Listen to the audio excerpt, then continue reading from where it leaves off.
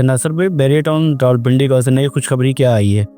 ये खुशखबरी बड़ी ज़बरदस्त है जी। और बैरियर टाउन का बड़ा ज़बरदस्त ये मैं समझता हूँ एक अमल है, लेकिन ये खुशखबरी जो है वो 10 साल पहले आनी चाहिए, लेट आई है खुशखबरी। मैं ये खुशखबरी आपको पढ़ के भी सुना देता हूँ। बैरियर टाउन इंतज़ामिया ऐलान करते हुए इंतहाई खुशी महसूस कर रही है कि बैरियर टाउन सार्फिन के देरीना मुतालबे और इसरार को मद्देनज़र रखते हुए अब आप हर प्लॉट और घर की रजिस्ट्री इंतकाल करवा सकते हैं। पहले मरले के अंदर फेज़ 1 से 6 सफारी वैली रावलपिंडी के दूध में वाक़या तमाम प्लॉट्स और घरों की रजिस्ट्री की जाएगी। ये अमल 1 फरवरी 2025 से नाफिज़ुल अमल होगा, लिहाजा ट्रांसफ़र के तमाम कागजात के साथ रजिस्ट्री का अमल भी मुकम्मल करें।